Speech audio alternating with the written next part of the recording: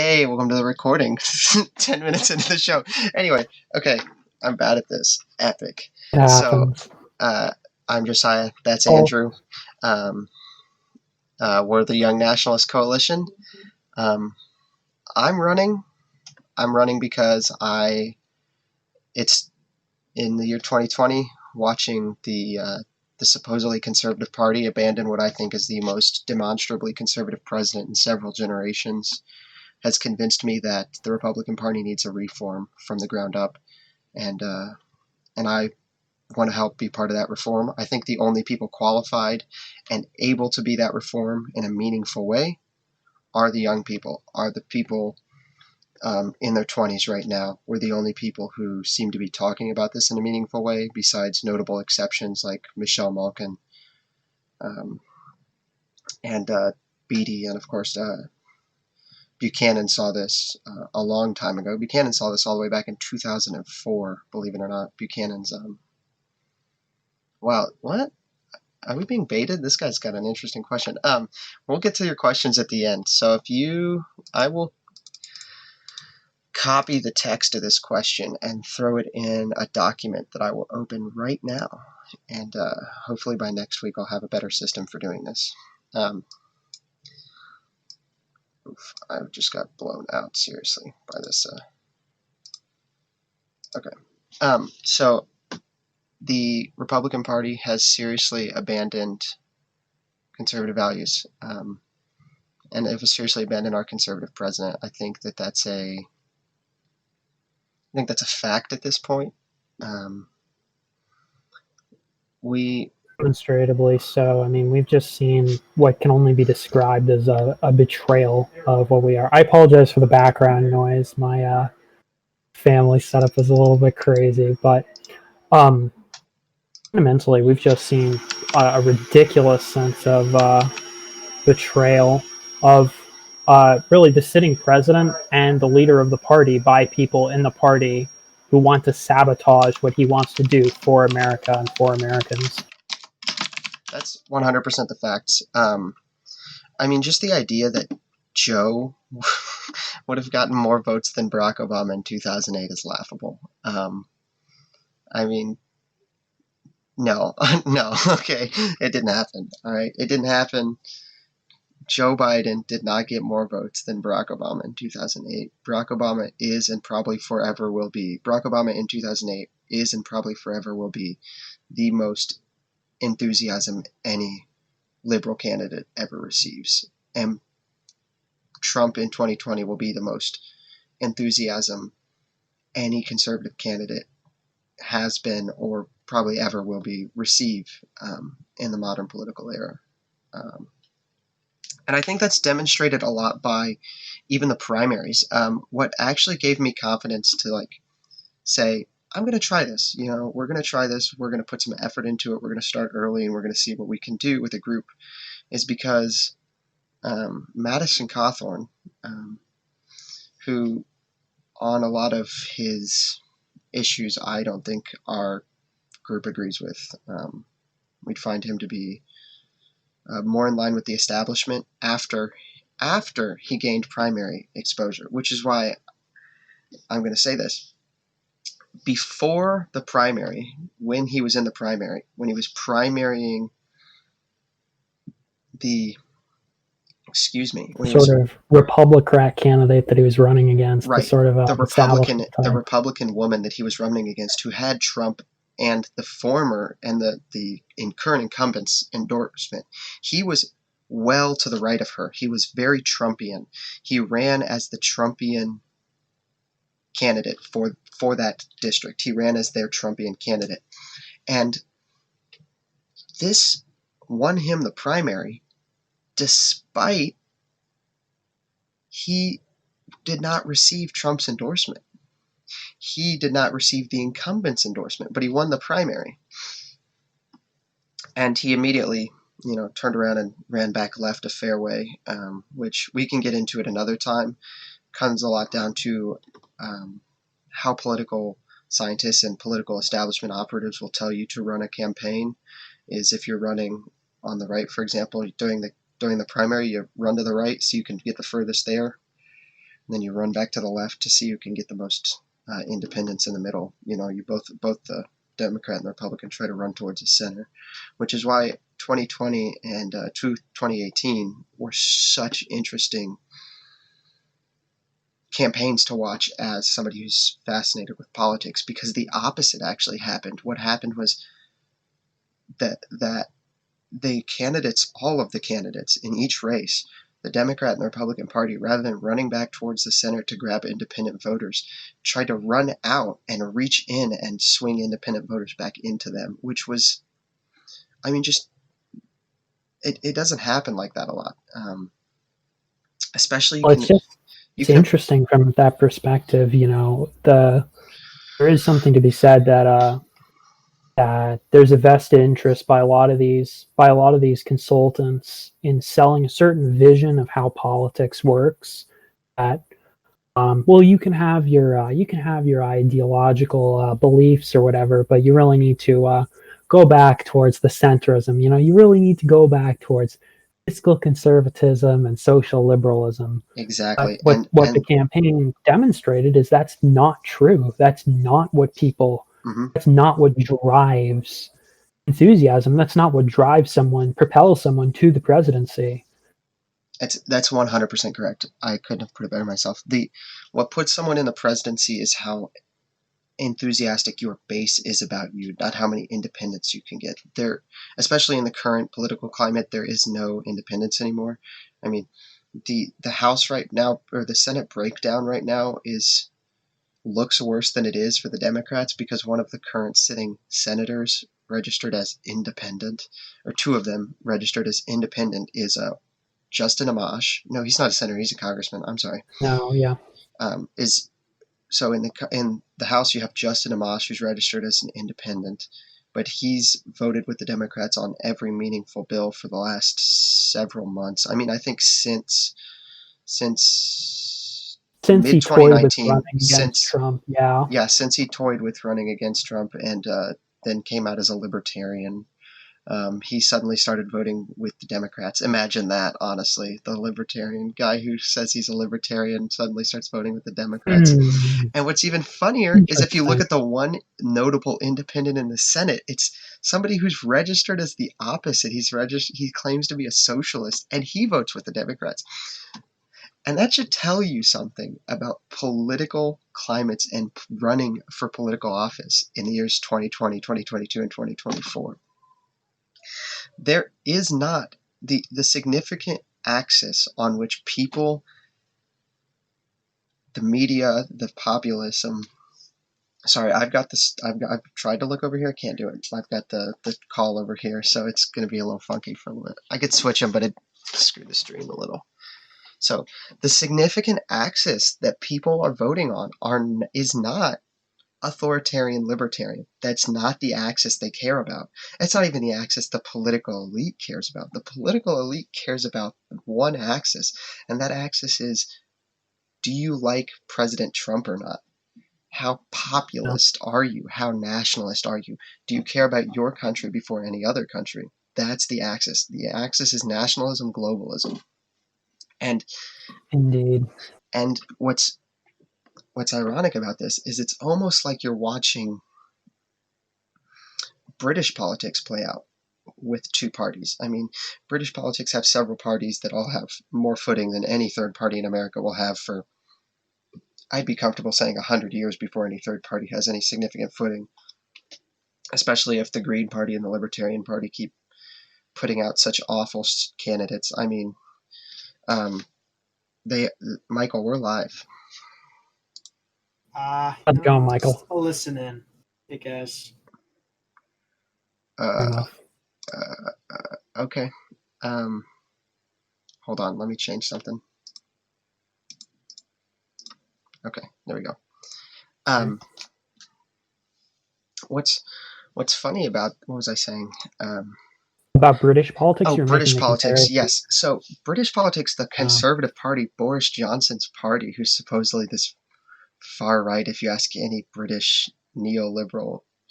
What is you're like having like Or the journalist. that's the creepiest glitch I've ever seen. What is going on? What's happened?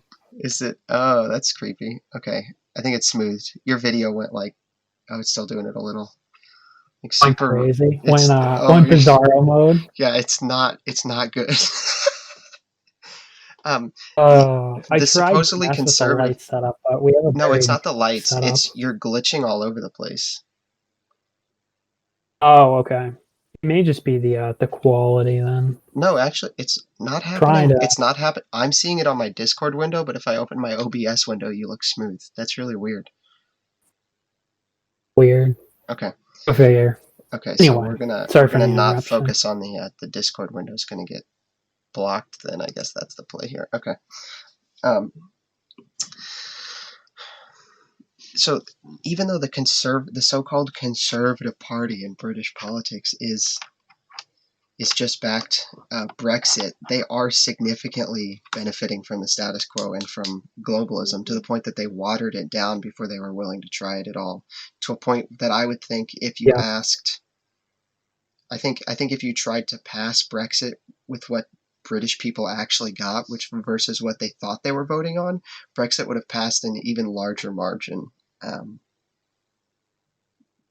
because you would have gotten a fair amount of neoliberals to vote for Brexit if they really thought that's what they were getting. Which nobody thought that's what they were getting. Everybody thought they were getting like a hard break, or they were getting out of a lot more of this stuff. And I think we can observe this. I think Nigel Yeah, Farage. it's crazy. It's absolutely insane. But the point I'm making is that if you look at what they actually wanted in the British Conservative Party versus the Labour Party, you have two parties, one that is centrist and one that is far left. And establishment politics in America without President Trump is effectively that. It is one party that is completely centrist, with the exception of the issues of abortion and a very small percentage of them being pro-traditional marriage still. But the majority of them have accepted homosexual marriage as valid,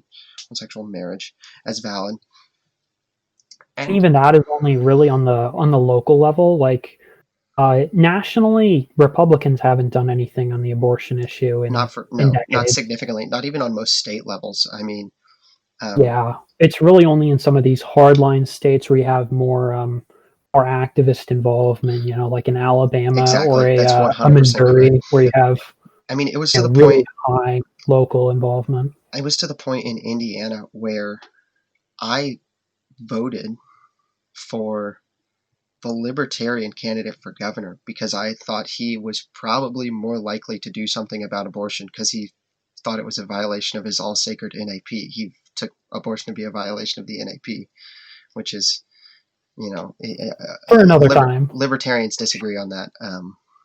Yeah. But I did vote for him over the Republican candidate because I found that it was more likely that if a libertarian got into office that he would work hard to pass his goals, one of which he stated was a cut back on abortion. Of course, he didn't win.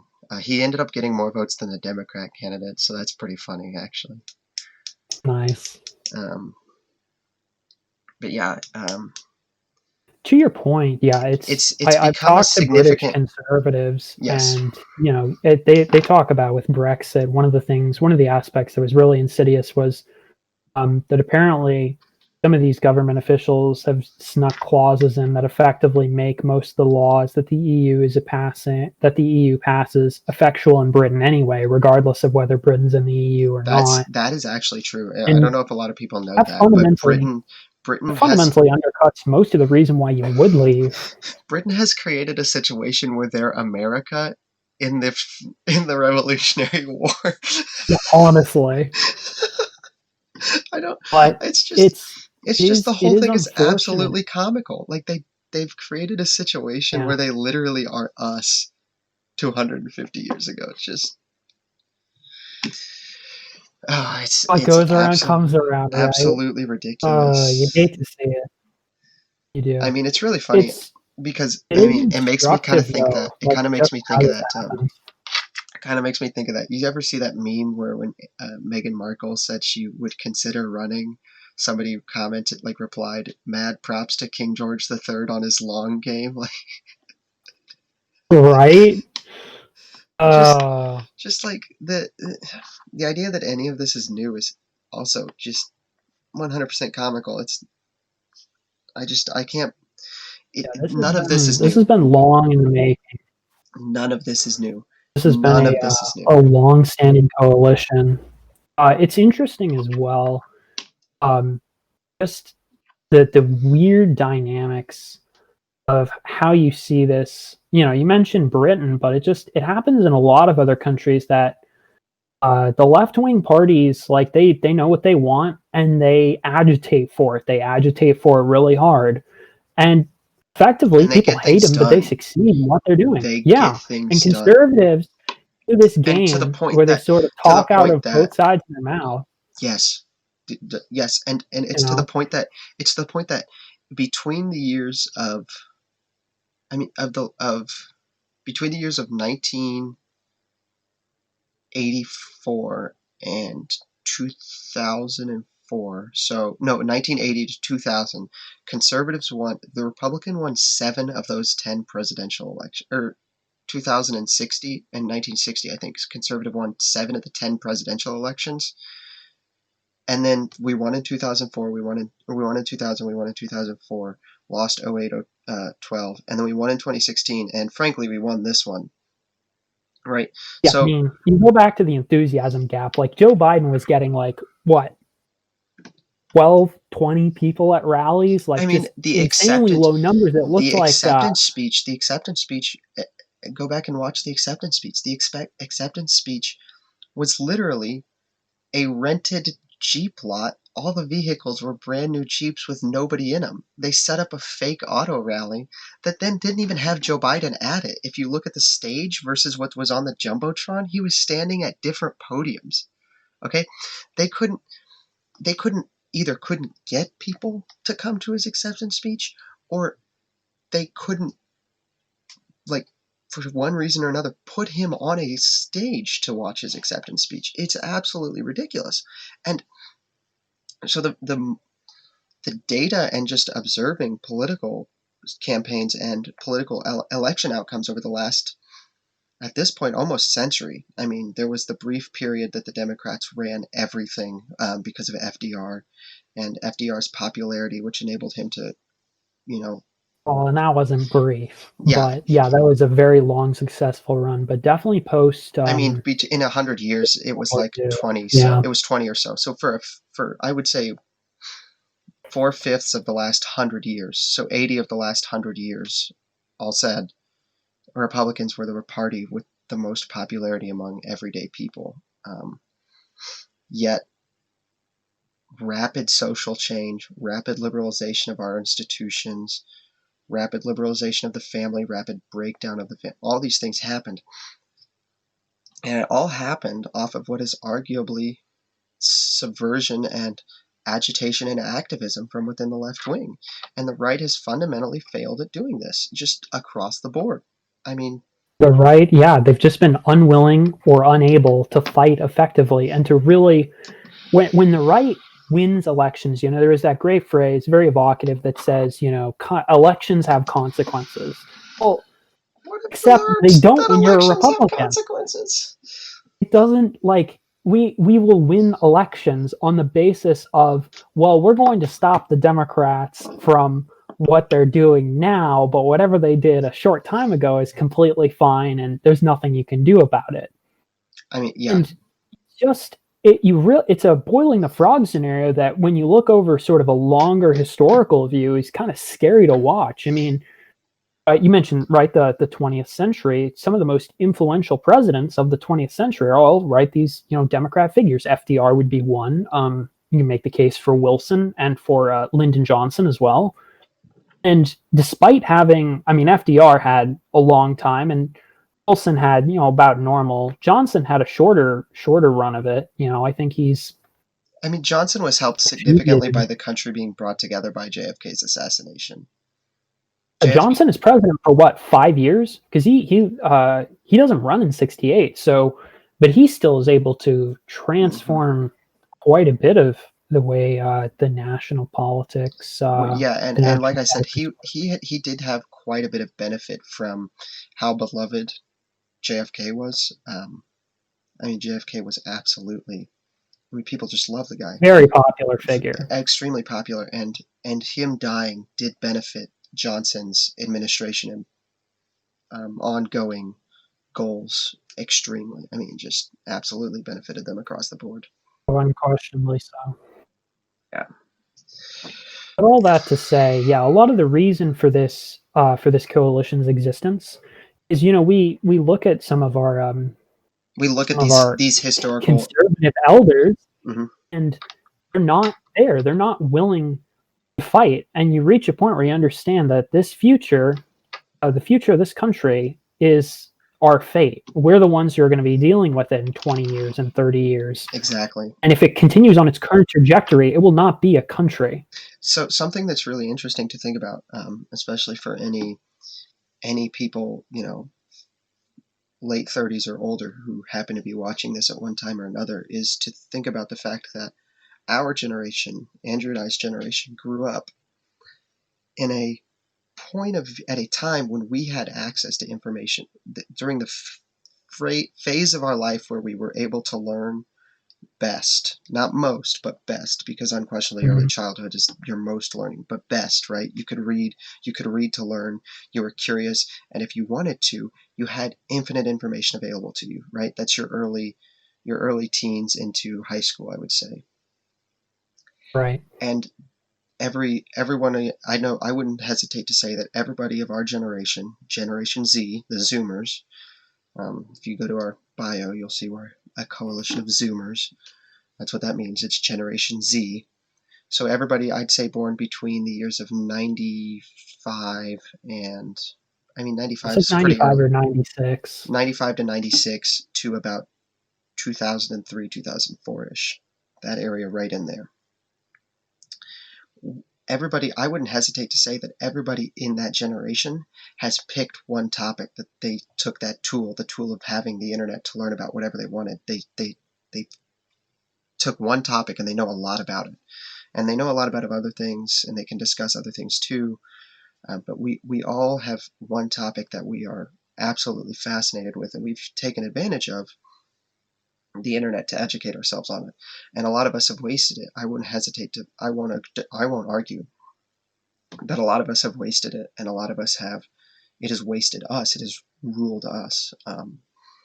Only need to check a Reddit or search Star Wars in the YouTube search engine to see that. There's the Star Wars kids. There's the Pokemon kids. There's no reason you need to know every Pokemon on site.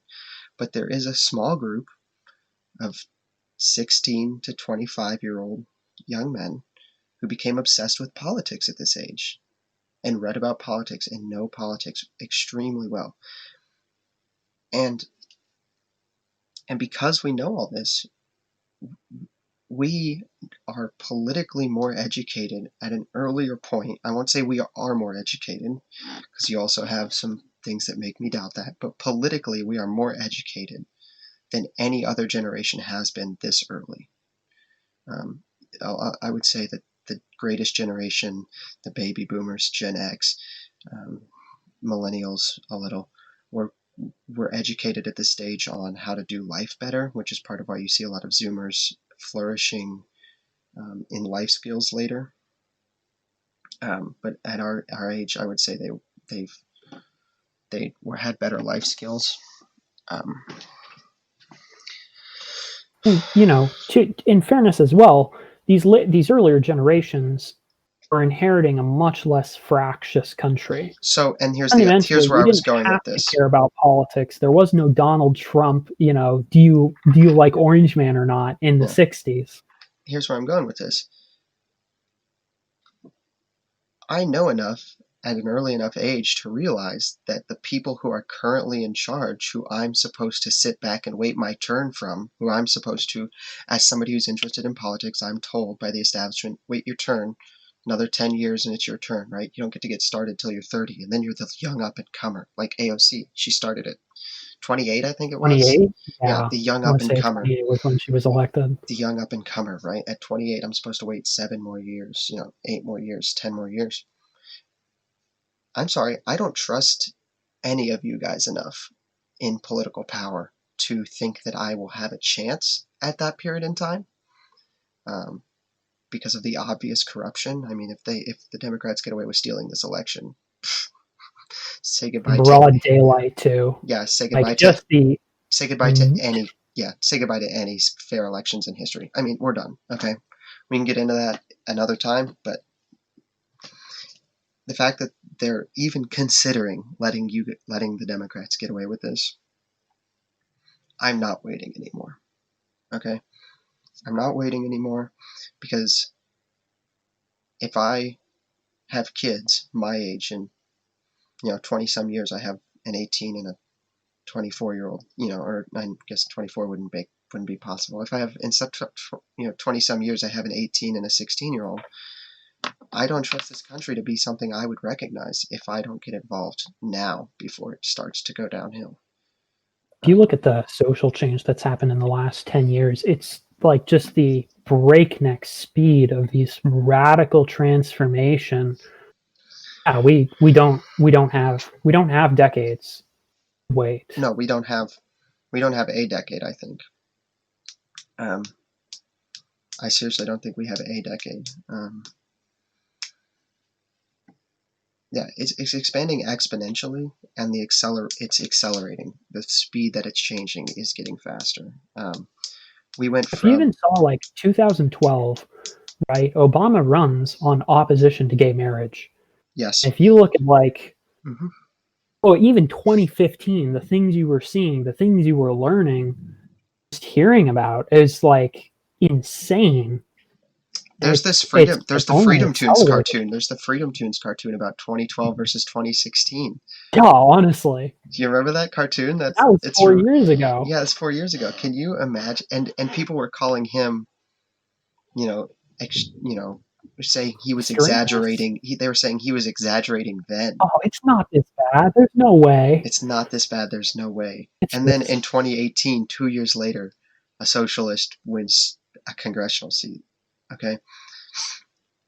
And then 2 years later, she wins again, despite, and this blows my mind to this day. I thought for sure in 2018, or not 2018, in 2019, 2019, yeah. when she basically convinced Amazon to not consider Queens as a site for HQ2 and lost all those jobs. She single-handedly lost her constituents all those jobs. I thought, there's no way, right? She's got to be done. There's no way.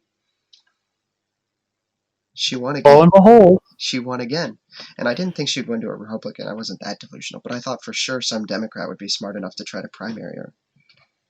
But and I thought at the very least, like Nancy Pelosi would have an interest in just getting her off her back, not having someone sniping at them from their own caucus. But lo and behold, the DSA pulled it off again. The DSA pulled it off again, and now they have more power. So here's what it is. They have a national support for local congressional races. The left has created a system of national support for local congressional races. Young Nationalist Coalition is the dream is to be the right's national support system for local and congressional races. The left does all kinds of evil things, but clearly their strategy for getting things done and winning elections works.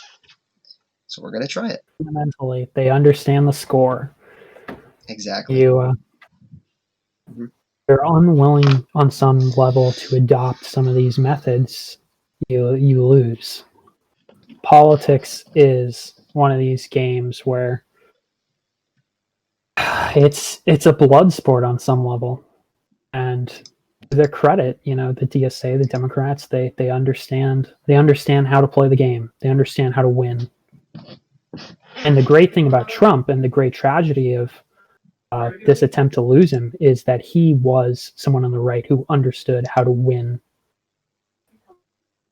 Yeah, that's 100% correct. I think that I'm sorry.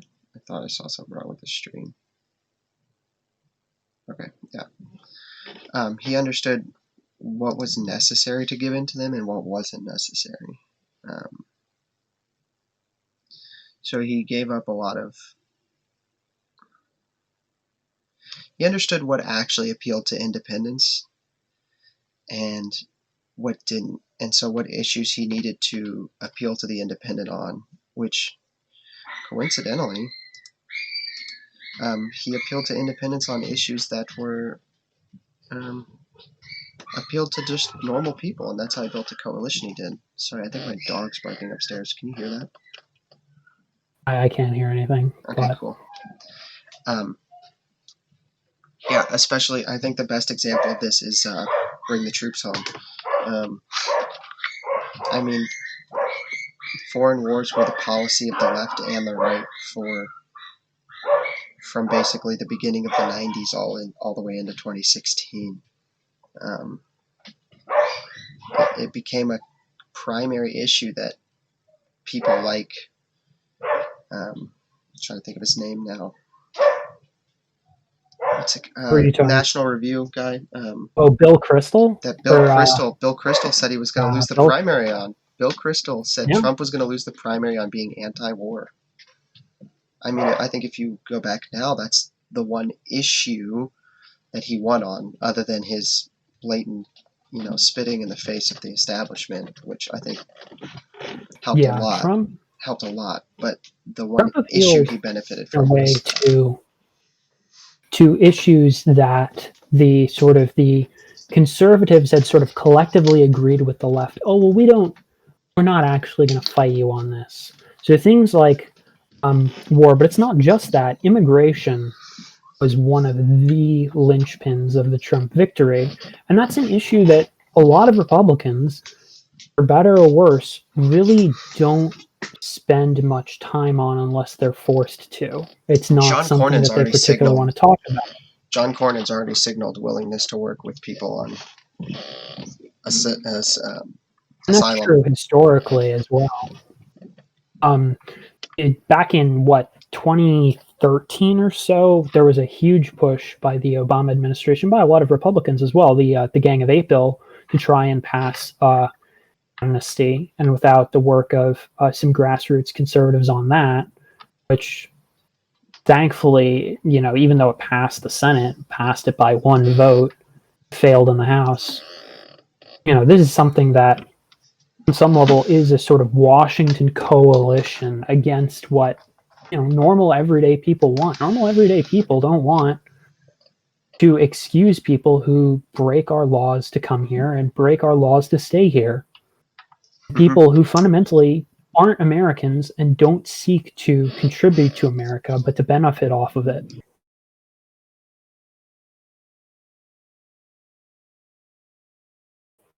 No, you're fine. The thing as well that is interesting about the foreign wars stuff is how vehement in 2016 people were, particularly they called themselves Never Trump, the sort of neoconservative types, these National Review types, were to defend these wars that I think Americans all understand aren't working. I mean, I don't know anyone who thinks that we're winning or we're succeeding in Afghanistan after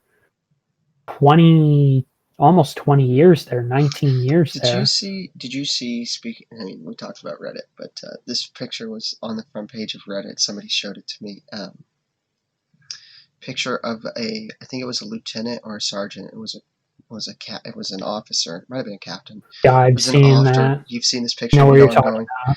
It was an officer in the Army whose son had just been deployed in his platoon, and he was in the first deployment to Afghanistan. So we've been to Afghanistan so long now that there is literally, currently, we pray to the Lord that they are both still alive and well. But there is literally currently a captain who is the father of one of the soldiers in his platoon, the soldier was conceived right before his first deployment to Afghanistan. We're talking about people It's absurd. We're talking about people who are born. We talk all the time. You always hear the high school history teacher always makes the really cringe comment about, could you imagine being born and during a war and it not being over till you were able to go fight in it? Yeah, I can actually. Yeah, Welcome to America. That's what we're in. Yeah, no, that's it's crazy. yeah, it's And insane. for what benefit? For what benefit are we really getting here? Like so many of these foreign wars are just leeching off of us, and so much of our foreign policy is that way. I mean, I even think about how much resistance there was when Trump was trying to get all these other NATO countries to contribute what NATO said was the bare minimum to contribute. They were like, why would we do this? And these countries who will all mock us for not having socialized health care, well, they don't spend practically anything on their military because we protect them. It's frankly, it's absurd. It's insulting to us. And the idea that we would want to continue these wars, that the so-called conservative party would want to continue sort of bleeding the country dry in this way, it's not acceptable. No, it's unacceptable. And something else, something you pointed out that I think should be said is, to what degree? I mean, I remember, I forget who, because I heard this a couple years back, but somebody was pointing out that America's healthcare system is not significantly more expensive than a country with socialized healthcare because it's 100% capitalist. Our healthcare system is not 100% capitalist. It's mixed, and as a result, we get the worst of both worlds, and that's why it's so expensive. Whereas if we were to totally marketize it, then it would get cheaper, but it would also be significantly less safe. It would a lot be of the less heavy safe. cost has to do with development, and there are obvious reasons why development is expensive. You don't, hey, the drug works, so inject it That's into the your other eye. thing. You don't know what the side effects are. Yeah, that's the other thing. Where are drugs developed? Are drugs developed in Sweden or Canada or Britain? They're not. They're not. We're the engine of development. And then, of course, in once Boston and New York, and they're developed in, Yale and Stanford, and they're not developed in these foreign countries with the socialized healthcare. They have all these drugs because we allow them to be exported. Them, they just copy them at copy them or buy them. Yeah, right. Because it's a simple way to do it, but fundamentally, these issues, it's complicated too as well, because the Republicans, in their attempt to repeal Obamacare, opinions vary on Obamacare and what particularly went wrong or what was the major issues with it. But Republicans didn't really seek to change it in any fundamental way. Most of what was taken out of Obamacare was something like the individual mandate, where you force everyone to buy health care. And I understand the constitutional arguments in that regard, and I can agree with them to a certain extent, but that is the only thing holding that together financially.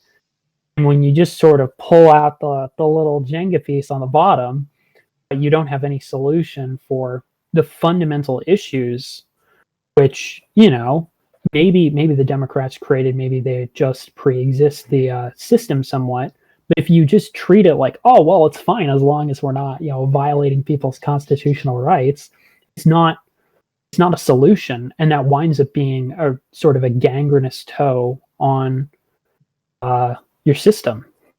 That's correct. And that's something that it's December 7th. Is that when the case is that all the Democrats were worried about during the judiciary hearing? It's December 7th, right? They're talking that the case is about the individual mandate. I'm pretty sure it's December 7th. I don't know for a fact, but yeah. Mandate.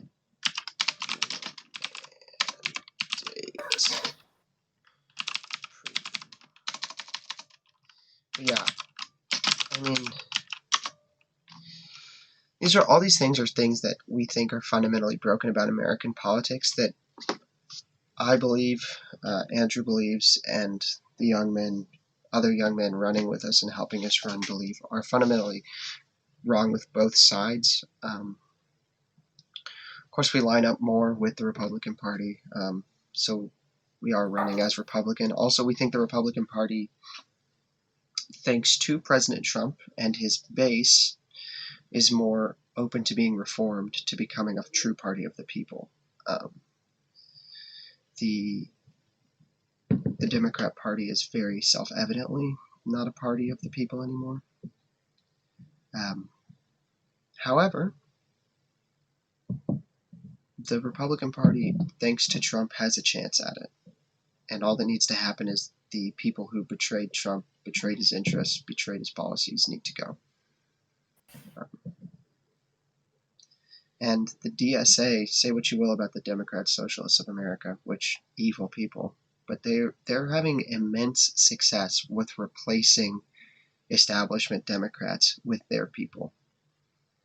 They're having just mind-boggling success at doing it. It makes sense, once you get your few people in there, right, and you build that momentum of reform, then it is much more difficult to stop than merely shutting those people out entirely. And that's why there was great significance to some of these DSA candidates winning in 2018. That's and a lot of them weren't even running as DSA in 2018. A lot of them were Or not explicitly so, anyway. No, more of them are now. A lot of them were just running as left of the establishment. Is it December 7th? I think it's December 7th. Yeah, I think Google's telling me December 7th. Gotcha. Yes, NBC says December 7th. They lie about a lot of things, but court cases aren't one Doesn't of them. Seem like the sort of thing that's worth lying about. Yeah. Not really a reason to. The dates of cases don't seem to be benefiting anybody to lie about them. Yeah. So, real quick, let's go over our main issues, the main issues we are concerned about as a group, and let's talk about each one of them.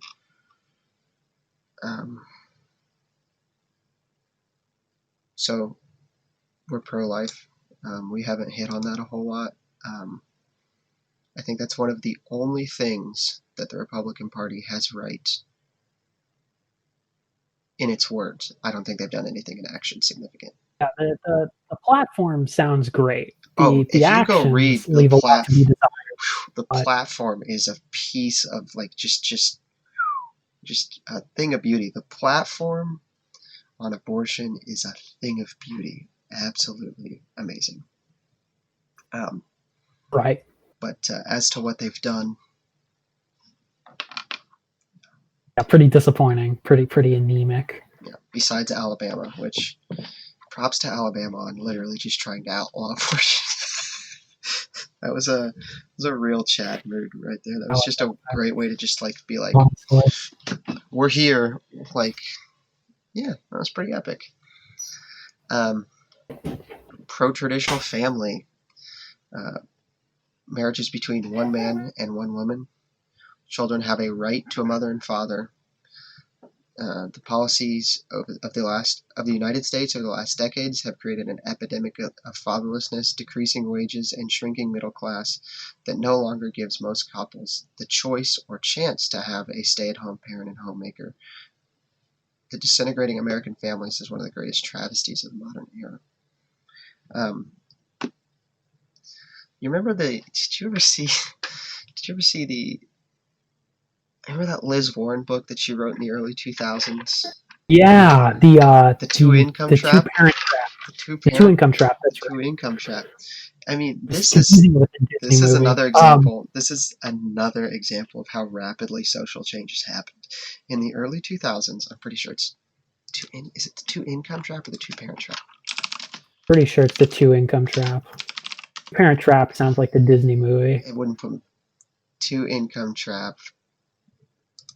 Yeah. Yep, it's on it. It's two-income trap. Why middle-class parents are still going broke. Yeah, 2004, the same year that, ironically, the same year that Pat Buchanan wrote his masterpiece, Where the Right Went Wrong.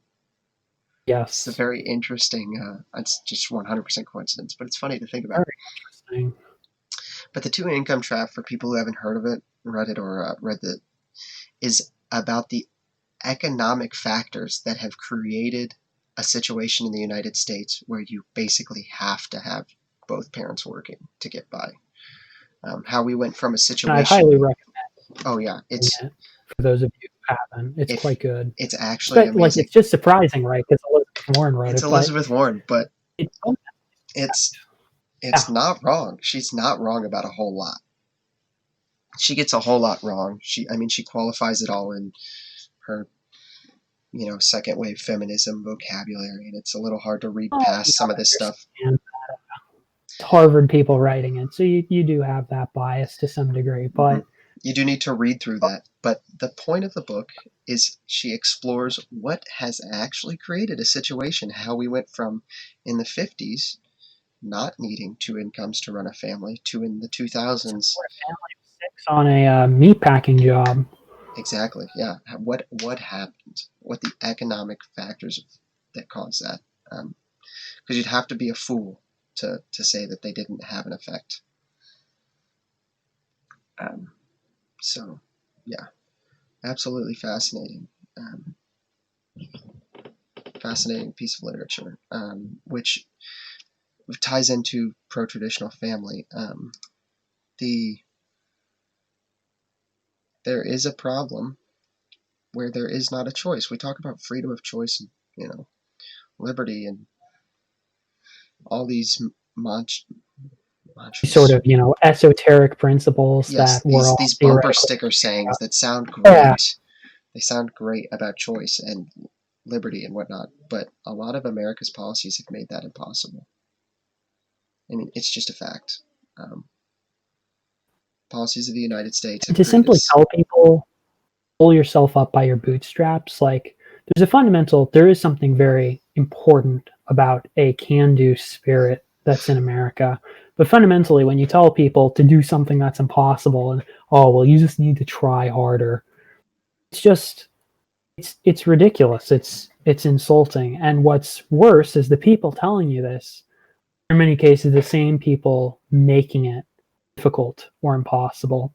The same people who will tell you to pull yourself up by your bootstraps are the ones instituting these policies that drive down wages, that really prevent the homemaker from being an economic option for a lot of people. Yeah, it's frankly one of those things that's unacceptable at the modern politic. Yeah, it's not okay. So the other things mentioned, fatherlessness.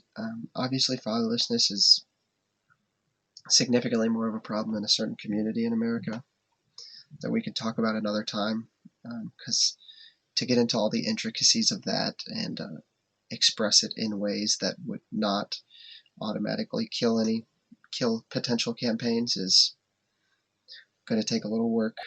It's a careful subject, yes. It's going to take some review and preparation to discuss that properly. But fatherlessness in general is absolutely a travesty.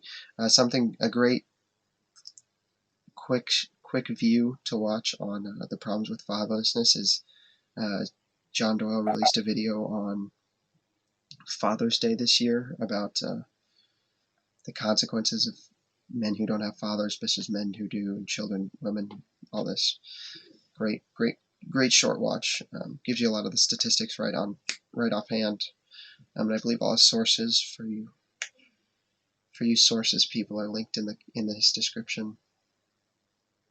And obviously marriage is between one man and one woman. Yeah, regardless of what a Hollywood film will tell you, yes, or anything else, marriage has existed as an institution thousands of years in a certain way, and them changing that overnight because a funny man on TV says so doesn't make it true. That's exactly. The screen people don't dictate what marriage is. The screen people are not in charge. Believe it or not, the screen people are not in charge of you. It may feel that way, but they're not.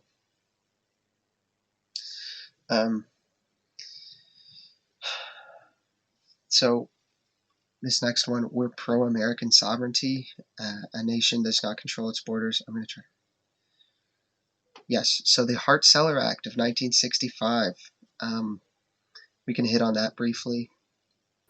one of the most, in my view, wicked acts ever passed in the 20th century. A repudiation of what had been historic American immigration law, and the people who passed it I mean, they lied fundamentally about it. They lied. Let's just all they admit. lied about it when it was passed, and then you go back to them now, and they will give you some form. Oh, we didn't understand what was going to happen. We didn't understand that when we wrote it this way.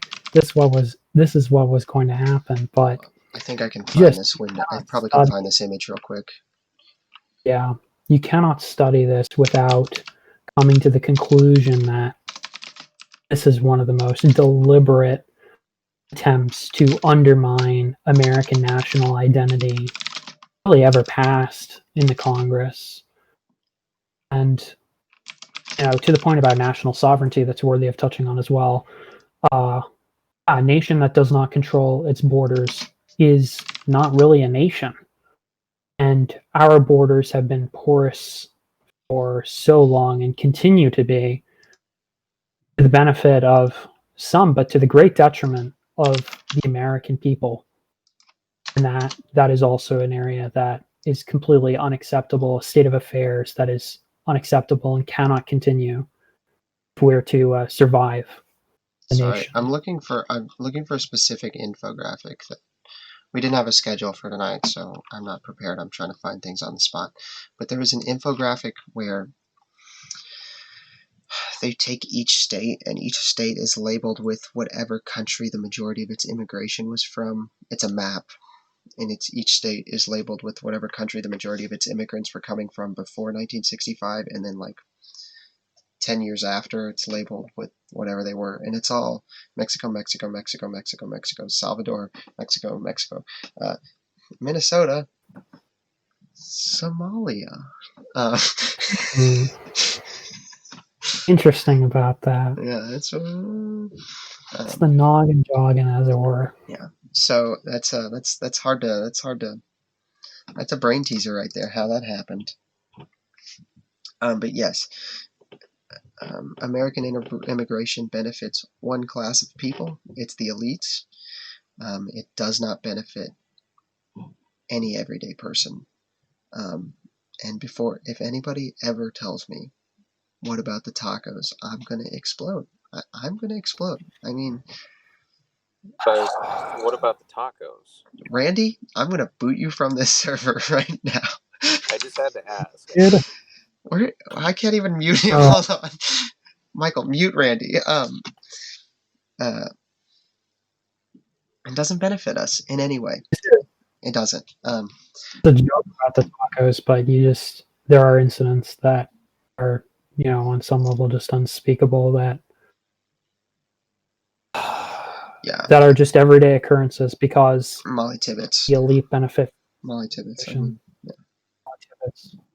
Um, And Molly Tibbetts is instructive in a lot of ways because the reason that you had people like the person who killed her in Iowa was because the agriculture lobby had needed, cheap, low-skilled workers that if they ever became a problem, you could just ship right back across the border. So the Republicans who were in charge in Iowa had a strong interest in making sure that because they were something also like, the people say, mandatory verify never got passed because they were the ones who benefited from it. Because the people who donated to politicians in Iowa were the the plants and the factory farmers. Yep.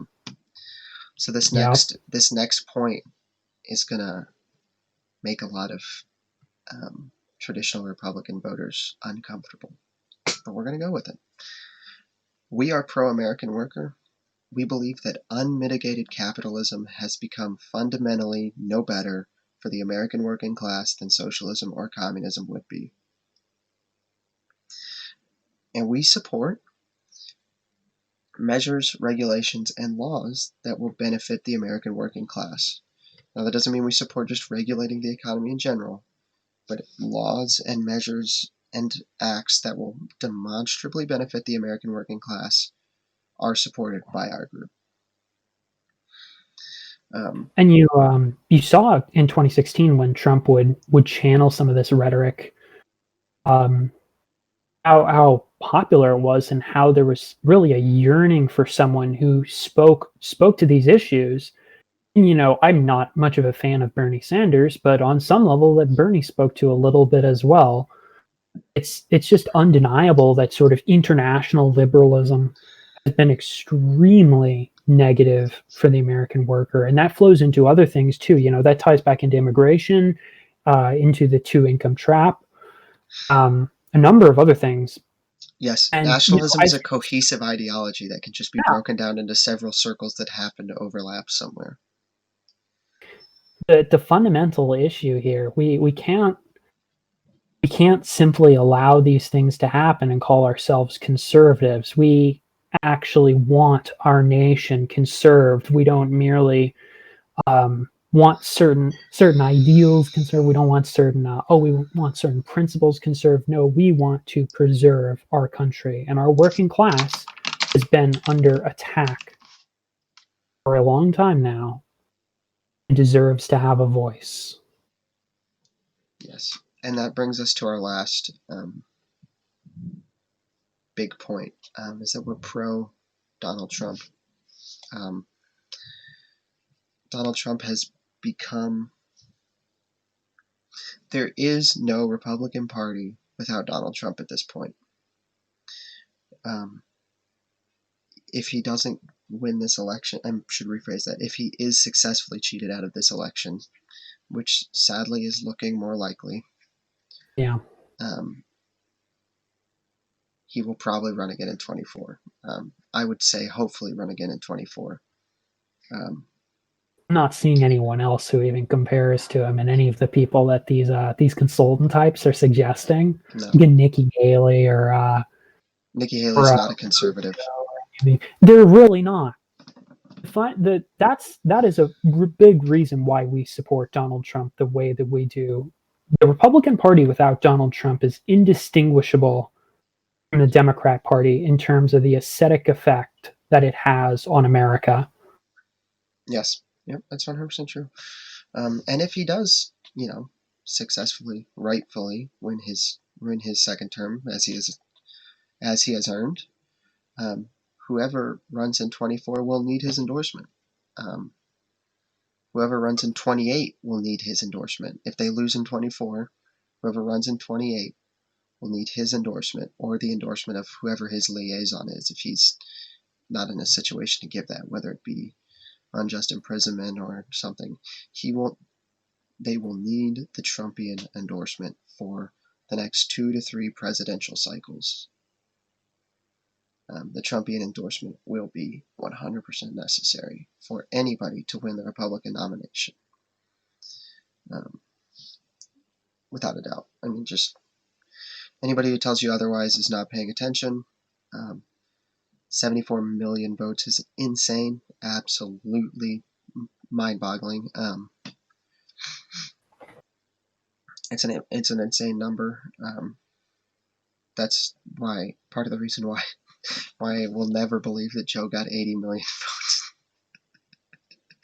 Because there's no way. It just didn't happen. It just didn't happen. Okay? I don't care. It didn't happen. No. Well, and this is the great benefit too of Trump in 2016, was fundamentally breaking that paradigm. The Republicans, some of these Republicans, the type of people who like Nikki Haley will tell you that things need to go back to the way they were. He sent an email around saying they know that the scores aren't in. What? I just muted somebody. Who did I mute? All right. Who is... Michael, you need to mute now.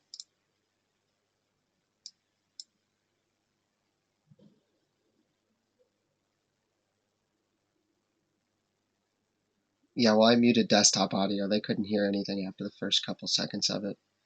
Mute your mic.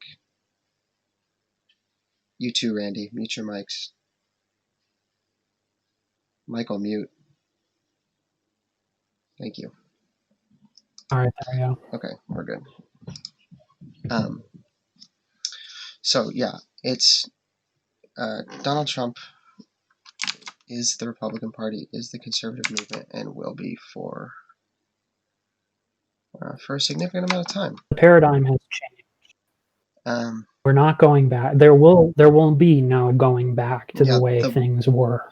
the party's positions on war, which defined an entire, 8-year presidency, switched. Yeah. The presidency before this last one, so only 2 presidencies ago, that the issue which defined the parties during that era, during that 8 years, has switched thanks to one man's position. That's insane.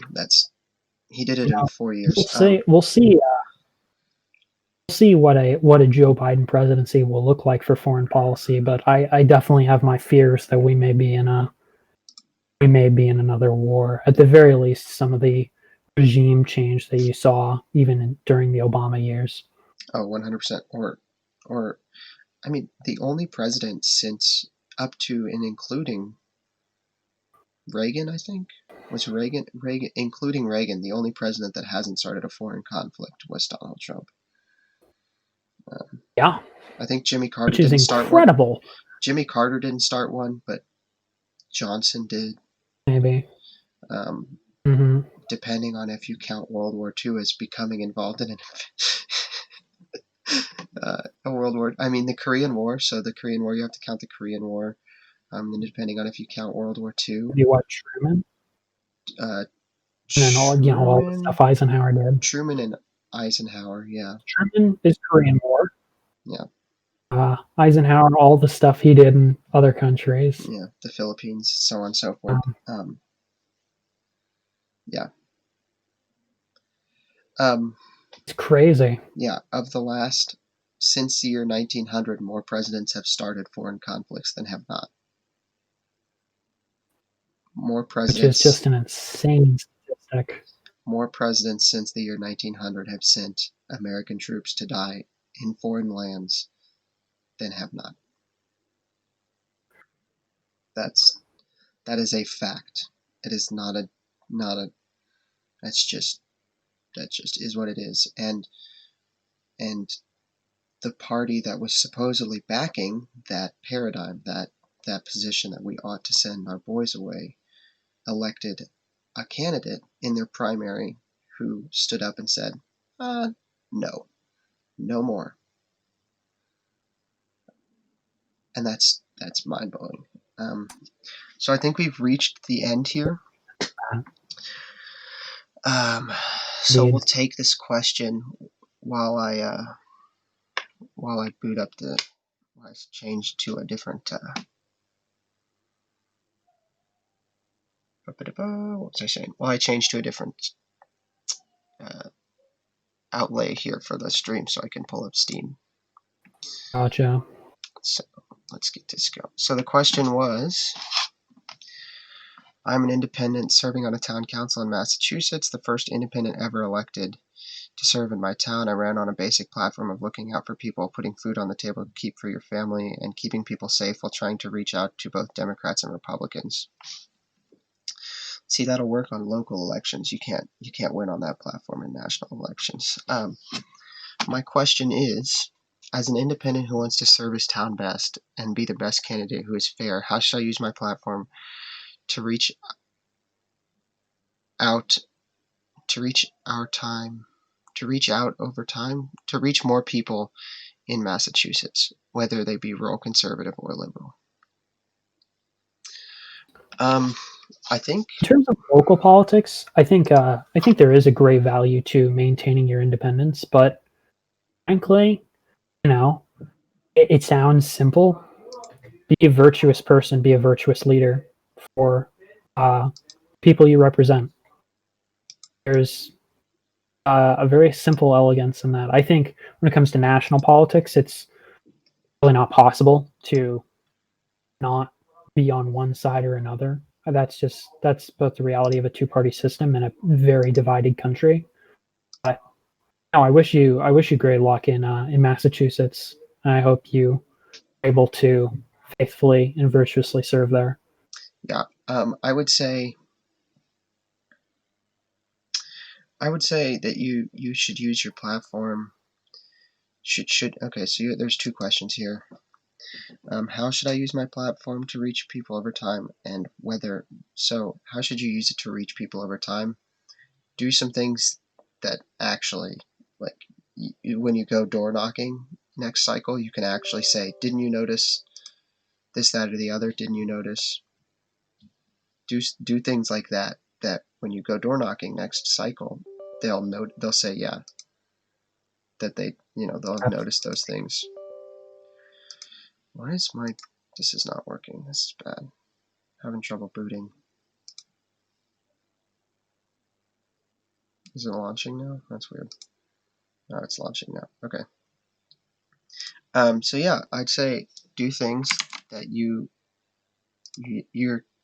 constituents will see have benefited you next time.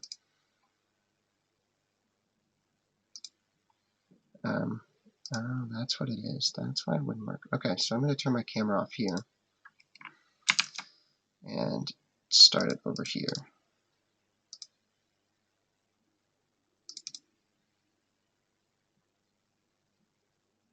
Not working. Why is it not working? Oh, there it is. Hey, epic. Okay. And display capture. Yep. Okay, I'm good. So I'm going to stop recording.